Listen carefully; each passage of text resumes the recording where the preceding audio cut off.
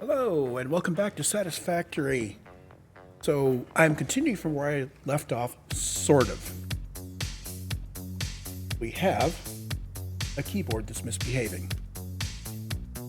I occasionally get a tilde key being pressed on the keyboard for some reason I don't understand, but just understand that from time to time the console will pop up and it's an irritation. We are out here at the bauxite farm, bauxite mine. I have been tinkering here to get this going, and we are ready to actually build our factory. It's a pilot project. We are going to be placing the blueprint that we just built. We're going to be downclocking it to half of its normal capacity, just to verify that it works. This means downclocking things instead of overclocking things, which will save us on power shards. And also it means that if I have to pick it up, there'll be half as much cruft to pick up at the end. It also means that I didn't have to chase down more materials. So we are using 120 bauxite per minute. Let's put the checklist up to the top again. I've gone through this to make sure I've got it. 120 bauxite. This is less than I could get. I could get 2.5x this from this node. And this is a normal node.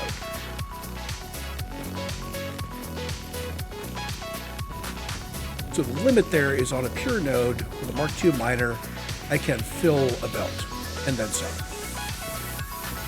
which would be 480. We also need coal and water, so heading out to show you the coal here. This guy is way downclocked. A normal node, I'm using half a normal node of coal. So we don't need much coal at all for this process. We need silica. I am not going to show you the silica area. Here's why. Here's where we are. Here is the nearest quartz that I can get my hands on. And from there, I put a radar out there, and there's some more quartz down there. So we do have some quartz, but frankly, when we build a real aluminum, I think the only way to bring this quartz in, or silica, whichever one you want to bring in, I think that really kind of needs some dedicated work. Now, that's either putting train tracks in or putting a roadbed in and programming a truck if you like trucks, programming a bunch of trucks, or I don't know, what I usually end up doing, which is you put in a tray. So you're, either way, any of these ways you do it, you're putting a bunch of blueprints in, one right after the other. And then you have to do something to connect something in A to B and something in B to C and so on as you go down the line. So either you're connecting up belts, or you're connecting up trains, or you're programming a truck. Okay, so programming the truck isn't that hard. Trains are better if you would be running a bunch of belts, because you can run one or two tracks rather than running 6 separate belts for that connection. So if we're running more than one belt worth of stuff, I will lean towards using blueprints to put a train line down. My hands were nowhere near there. Grumble. Anyway, so it's a long way away. I found the nodes. I made just enough silica to do this half capacity pilot plant for aluminum. I have placed the blueprint, and I figured out what level I had to put it at, so that the top surface where everything is sitting is at this level and everything else is below it. Next to it, I have placed a couple of 4x4 foundations. This is so that I would normally put my 4x4 blueprint on top of this lower foundation, and its upper deck would be here. Turns out I didn't have a blueprint that was appropriate to be a starting off point for building the next bits. But we've got all of that. Oh, did I show you the water? Nothing really much to see. It's water. We are on the water, literally on the water. As in 1 meter below this, we would be wet foot. So here's you. He's set to 120. I could overclock him to get more. I could put more down. There's not a whole lot of water here. This isn't where I'll put the main factory. I think this body of water down here, if I'm going to be trucking, if I'm going to bring everything in by truck or by train or whatever, I'll bring it in here. We have a whole bunch of bauxite. All those marks, that's all the bauxite I know about. I think I need to use a train to go collect up all the bauxite and bring it centrally. And that means that probably one train will fill up and I will go by all the other bauxite stations and not pick up anything, but that's okay. We can run more trains, increase our throughput, have more stations locally so we can have more belts coming out of the train stations. That's all for scale up. I'm anticipating we are going to be needing a lot of aluminum in the future.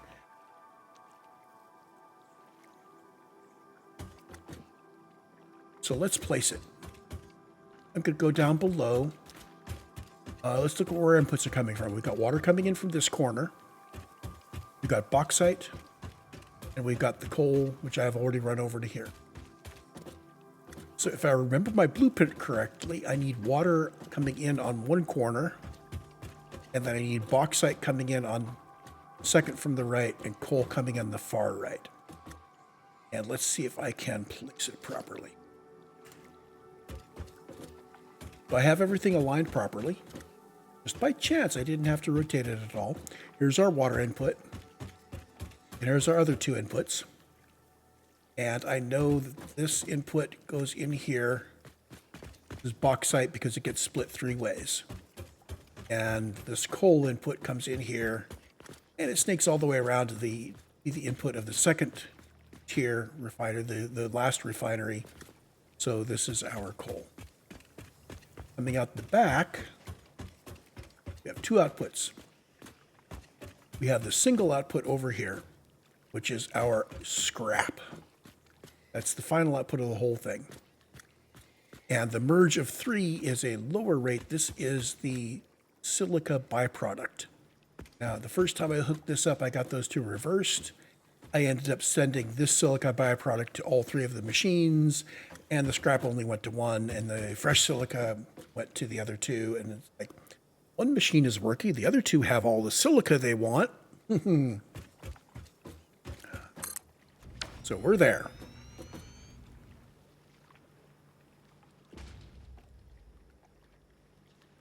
Now, you'll notice that there is a change I've made here. I did put the subfloor in, and that was mainly for one reason and one reason alone. It's aesthetic. If you don't have this subfloor in here, or at least parts of it, these refineries have legs that extend down.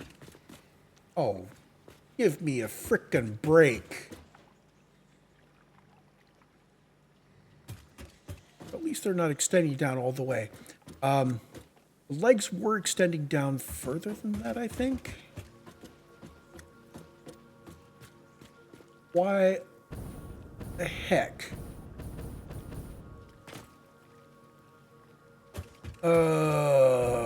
This is the level where they normally... Oh.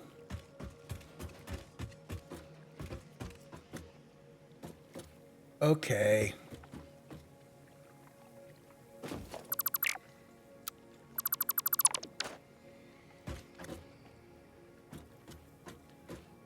No.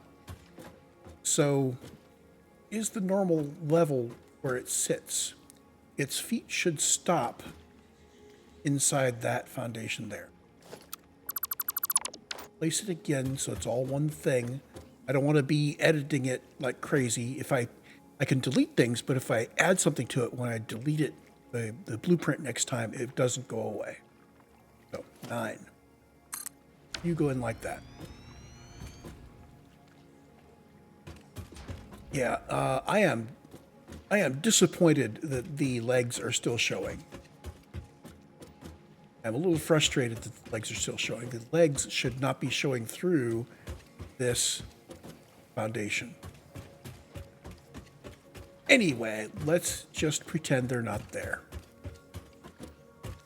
We have a pump to repressurize our water. to assure that the water going up actually get to the machines. Feeding machines with water from below is probably a bad thing, because when the machine needs to take, it will draw down the entire line. And in this case, we're good. I need to think in terms of having a water reservoir higher than the machines that is filled with water. Maybe that's just a matter of pulling it up and putting a reservoir in place. In fact, that's something we could add on later to stabilize it if it turns out that it's not able to feed the machines promptly. So we need to hook up the water. I'm going to bring it in here. I'm going to make a nice square turn.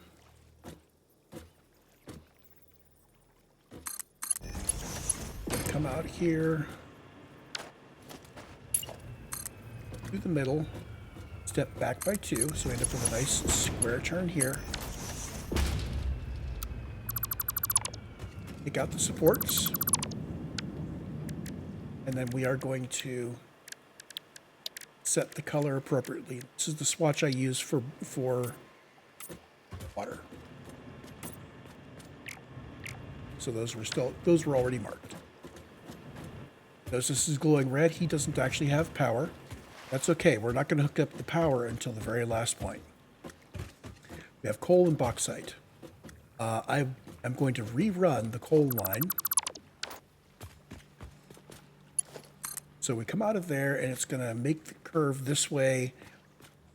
And I think I could just hook it up. There's our coal. These signs are based on overclocking one of the refineries to 150%. We're not doing that. We're actually using half of what the sign says. And the bauxite we're also going to rerun. Coming in right there.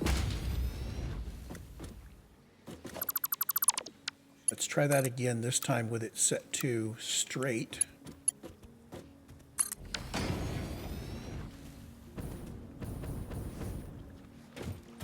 There we go.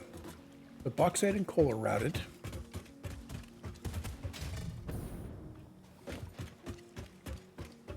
And now we have our outputs, aluminum, scrap, silica. Those need to go to foundries up here. Now, the aluminum scrap needs to go to all 3 foundries. Silica needs to go to 1 foundry. And we need to bring this fresh silica in going to the other foundry. The other 2. We need to place 3 foundries in here. Let's just put them side by side. Let's do it the easy way. Stick snow. Action. Foundry. We're going to have our output in the back.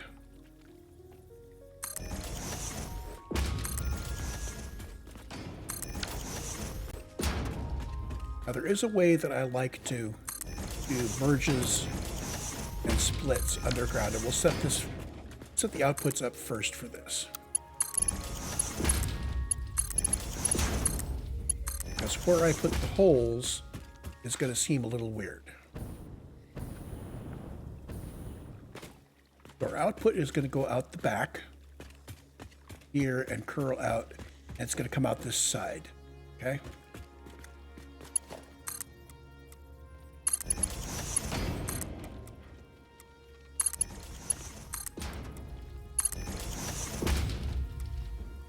I have actually grown to like this particular little thing. We're making a 1 meter side step from these lifters. We go into the merger, and then the merger just says, oh, we're done. Right out there.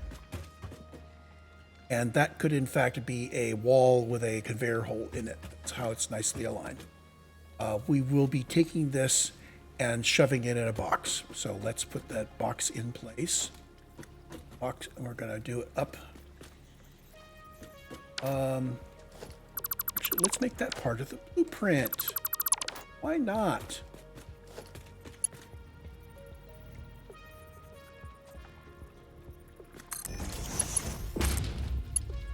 this is something I haven't done.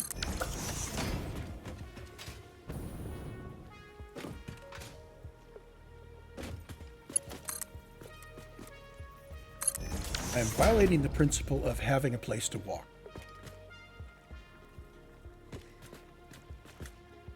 Do I want to violate that principle? Or would I rather have this come up here? Yeah, okay, this is better. Organization, industrial storage. Place the industrial storage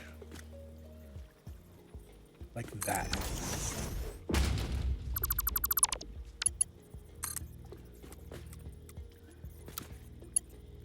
And we're going to clip it into the top. This is the only input into the industrial storage. We're going to block the rest of it up with this lifter.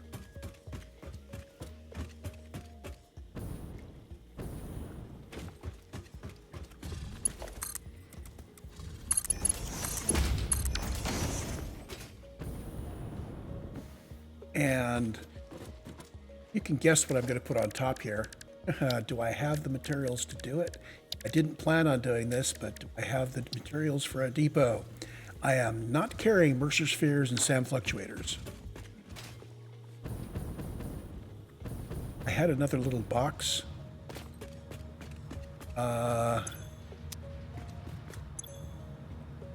No, I'm not carrying SAM fluctuators or Mercer spheres.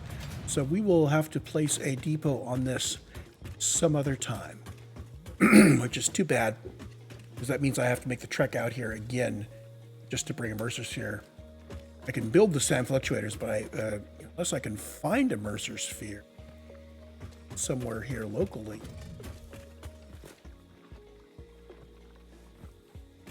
I didn't put the Mercer sphere in my recycle box, did I? Well, if I did, it's gone. I can pick these guys up now. Oh, apparently I looked at the wrong one, but I do have a Mercer sphere. Good.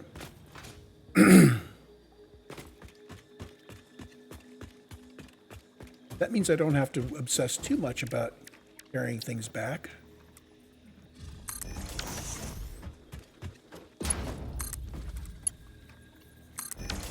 So, there we go.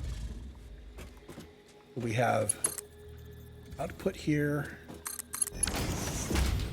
It's buffered, so everything goes into the storage container, which provides output to the depot, and we also have an output in case we want to do more processing here on site. Probably will not do. I'm going to run power next before I run my other stuff. I'm going to bring the power out to this line here.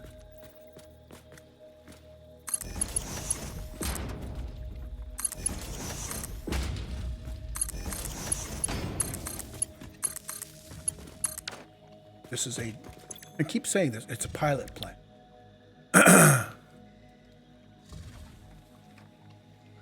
So we are building just normal aluminum ingot. No alt recipes or anything.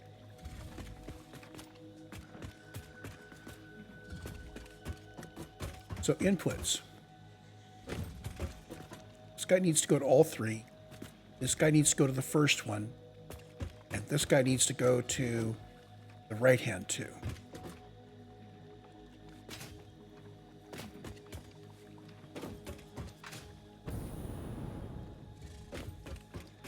So this is going to be one of the first ones. We're going to stagger these outputs like this. So that I can split this three ways.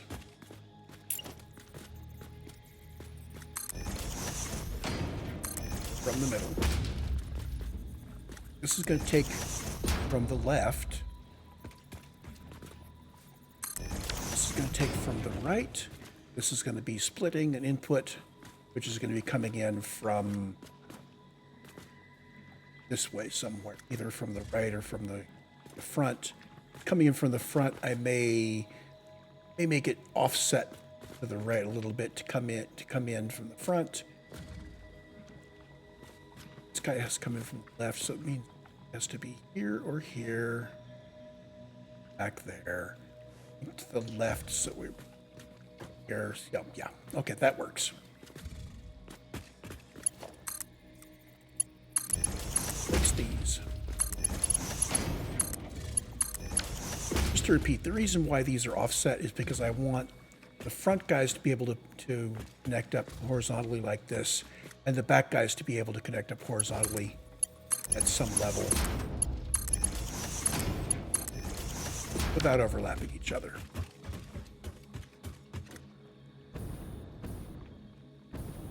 Okay, silica first. It's going to come from... Need to get from there, there.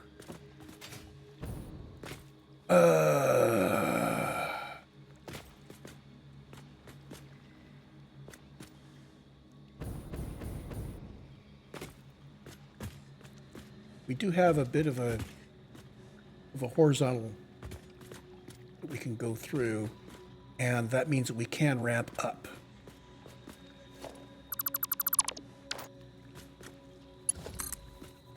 It's going to try to ramp up on its first segment.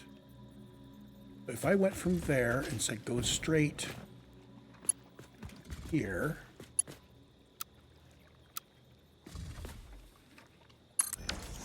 that's not too bad. And it is in the underfloor, so I'm okay with this clipping against the floor here. I can remove the floor if I want to.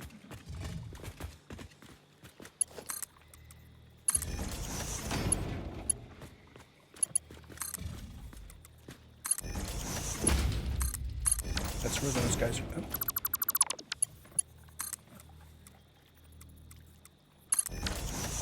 Those guys are placed. This needs to come in from the right. And we either bring it in this way or this way. I think if we bring it in this way, get too much clipping. In from there. There's a splitter coming from the front. There's also a splitter coming from the front.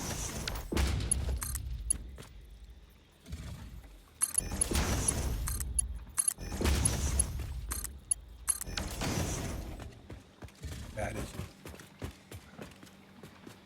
It's acceptable. Here I'm going to set up our input. Yes. I bring it in like that so it does the side step as close to the splitter as possible. Got two splitters in there. Interesting. So from the top, it looks nice and clean. Have our ingredients being sent down below, from down below, and our outputs being sent to down below. We have one belt here, which will serve to show off what our product is.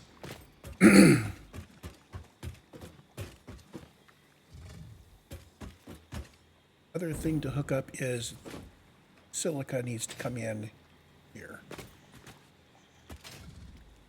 What I'm going to do is I'm going to start from there. I'm going to use straight mode to bring it up to here. It will ramp to the appropriate level across that first leg. Isn't that pretty? Didn't that just save me a whole bunch of work? That's it.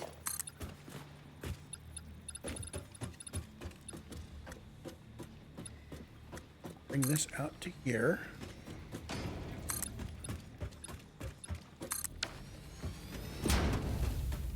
I want to, let's leave this not here.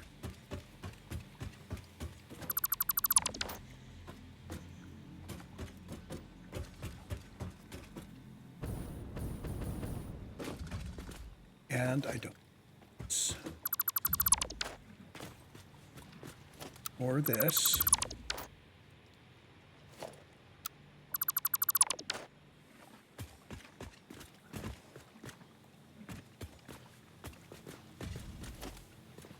Or that. Trim all this back so it looks at least decent. Move the stuff that Serves no purpose.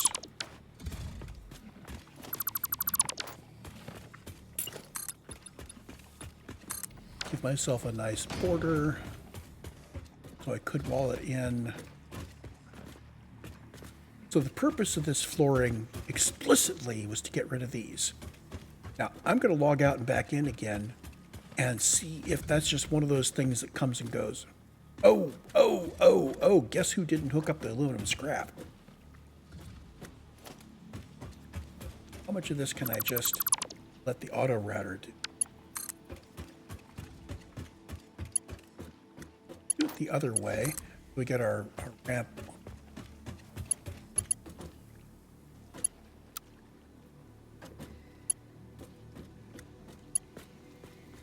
Conveyor belt is too long. Okay, let's bring it in here then.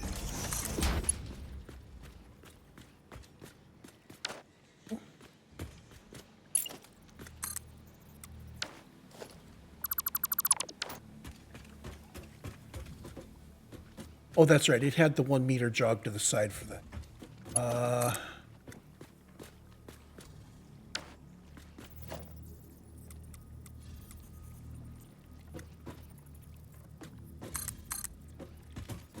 Let's put this back in place. That.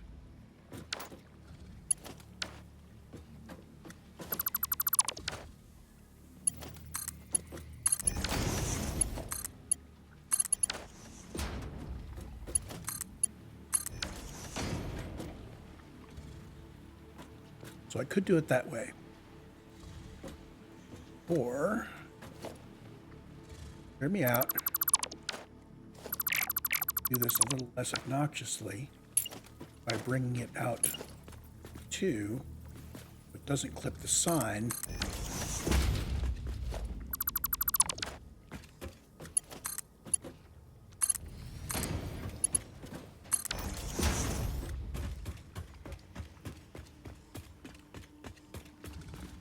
Our signs are still here, kind of telling us what's going on.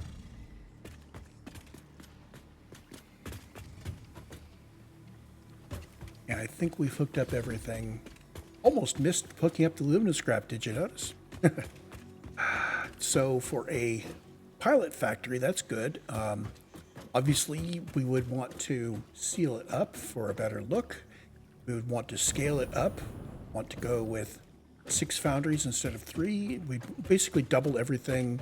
We've got a 6 foundry layout.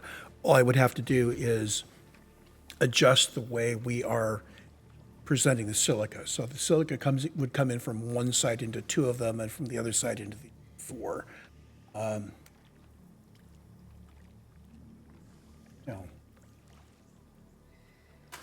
Start typing, it fills in.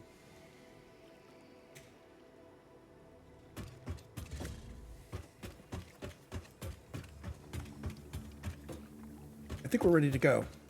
Everything's empty. There is a video that compares and contrasts different mechanisms for dealing with this particular water cycle. And previously, during update 8, I think it was, or 7, I set up an aluminum factory and I used the VIP junction. Oh, come on.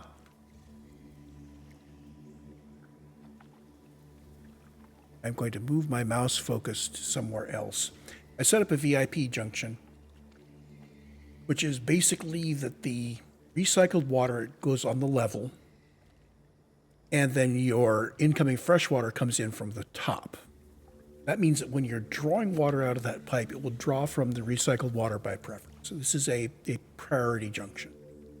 And spent some time, got that working. It worked pretty well. Unfortunately, it is possible to deadlock it. You can end up with all of your machines with all of their water tanks full. Because you have fresh water flowing in through this system, you can feed the water in and the guys pulling out of it can fill all their inputs. And then the guys trying to dump their outputs into that area have no place to go. So You have to start putting in one-way valves or unpowered pumps or something with a buffer on one side. And it gets complicated, and what you're buying is an immediate startup of your refineries that would be taking from the recycled water. At that point, it's all of them. So it gets an immediate startup, but the handling of the recycled water is much more complicated. Or this, which is simpler, and I covered this when I was designing the blueprint, where we have fresh water coming into two machines, and the recycled water feeds the third machine. And that exactly balances out so that the outputs of all three machines are handled by the one refinery doing the work. It means that if you've got 100% on these three refineries, this guy has to be at 150. If this guy is at 75%,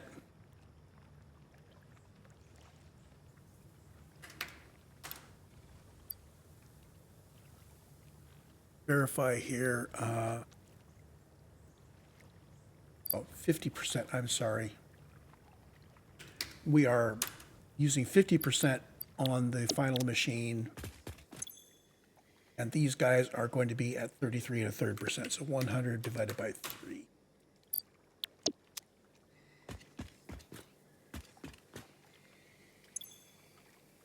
So 1/3, 1/3, 1/3, and 50%. Oh, come on. We are having the backtick problem crazy today. There must be something down in that switch. All I can think of. Let's check the numbers. So we have an output here of 40 times 3 is 120 total silica going to here. 120. Solution. There we go. When we bring this up, if we bring these up to 100%, we have to bring this up to 150. But you scale them all the same like that. This guy being half again the overclock of those guys. Let's fire it up. The downside of the manifold is that, or not the manifold, of the way I've done this, is this guy doesn't start immediately. He has to wait. The other two have to start up, and they have to feed aluminum solution to the scrap machine. The scrap machine has to cycle once or twice, give us back some water so this guy can now start work.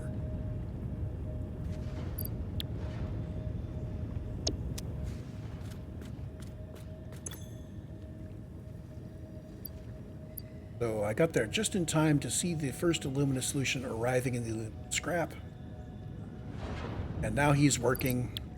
Because the first two machines got started, they kicked off. We've got alumina. Plus I've got some scrap here from earlier pickups and put downs.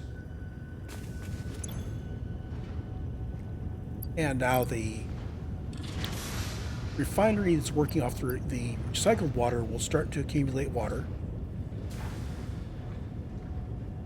So our cycle time is every 6 seconds we turn out a batch. Every 6 seconds these guys are going to turn out resources for us. This guy is turning out a little bit of water periodically. So he's going to, every 2 seconds, grab some alumina solution and turn out some water.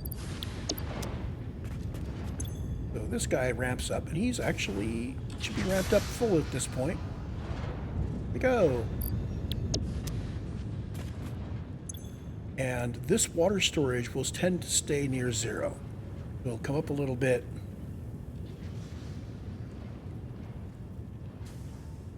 Come up a little bit, and it'll be drawn down. Come up a little bit and be drawn down. That's good. That's what we want it to do. This is the alumina solution. Again, we're going to be producing alumina solution in bigger batches.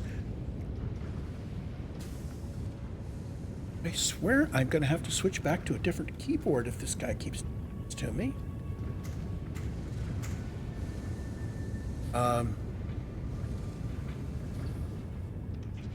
So he will get a batch of alumina solution in and then feed it out over 2 second intervals to this guy. I think the way this factory is set up, these will tend to stay empty. I will have to experiment with what the behavior of the factory is when we saturate the outputs or when we exhaust the inputs. But all the testing has confirmed from my previous experience and from the testing that I saw in that other YouTube video that this should not be able to deadlock with this mechanism. So what did we pay? We paid a little bit of startup time. And in this case, our startup time was minimal. These guys are already ramped up and working. Notice that it says, 77, 78% here. That's because really these should be downclocked. I'm going to let this run at full speed temporarily. But we should tune it so that each one of them uses 60 aluminum scrap per month. Currently it's at 90, so we should be running at a target production rate of 40. Let's go ahead and do that.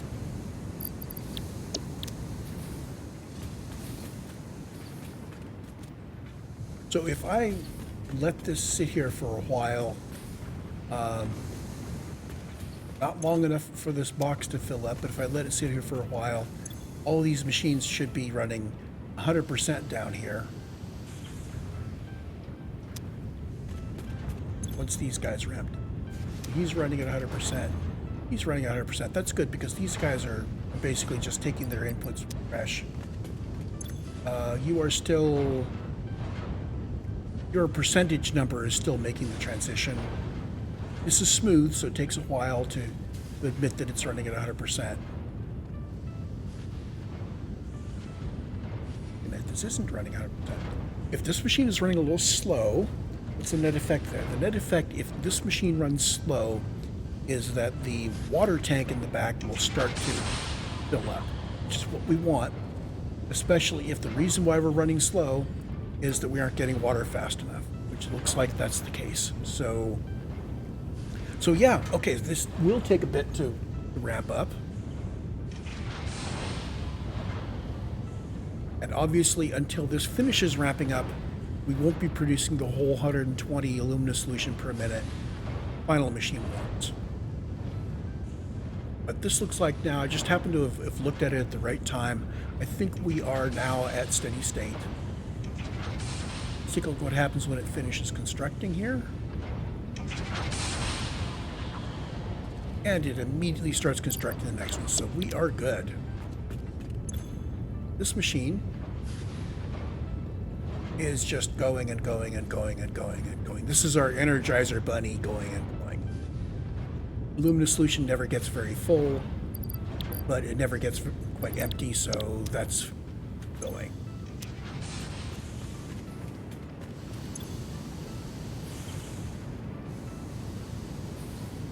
These numbers will take a while to rise. Are we ready? Okay, this guy is swinging right into the next build.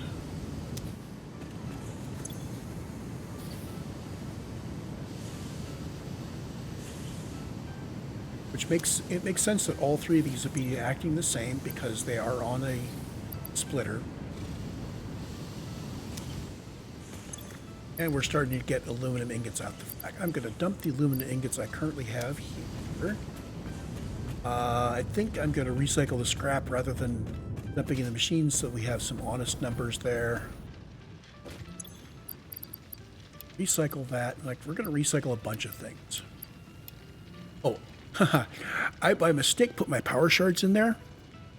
And I was afraid that the power shards would get recycled. It turns out that the power shards just stop there. So you pick up that belt there and you get all your shards back. But all of this stuff we no longer need. I'm going to recycle the computers too. We're good.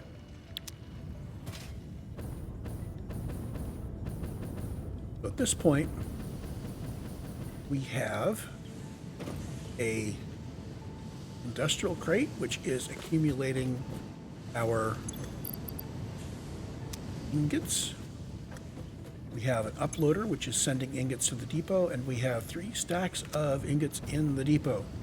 Now that's partly because I did some preliminary work here, and that probably preloaded the depot. This means that I can carry some ingots back with me, back to the main base.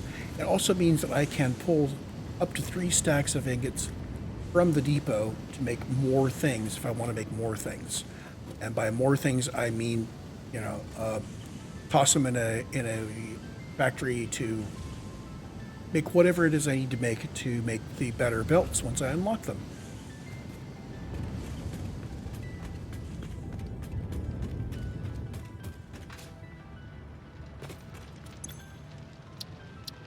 Anything else I want to leave behind? I think we're good. So there you have it. There is the pilot plant. Oh, and yes, I do have a auditor trap on my external door.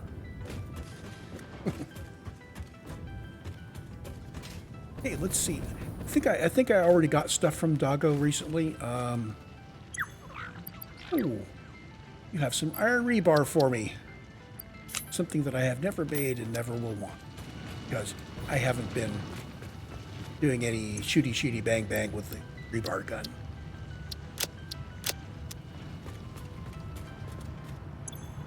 By the way, we've been pulling tickets like crazy out of this machine. The big ticket source has been the DNA points. You take this stuff, the hatcher remains and the spitter remains and so on, and you toss them in a constructor that you have put Summers loop in, so you're doubling your output there, and that gets you the protein. And then you take the protein and you put it in a constructor with a Summers loop, and that doubles the amount of DNA capsules. We are good to go.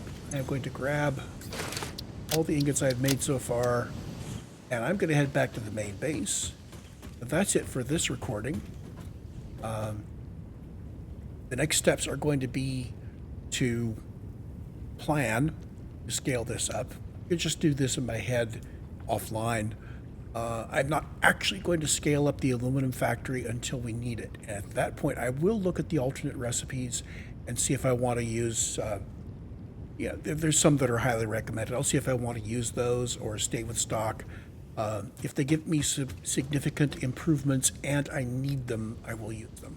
If we don't need great quantities, or if the improvements are like 10, 15, 20%, I won't worry about it. I want to keep this simple, and I only want to scale it up as I need for other things. So that's it for this recording. I will see you in the next one, where we go back and start looking at what we need to do next, now that we have a source of aluminum ingots. So see you later.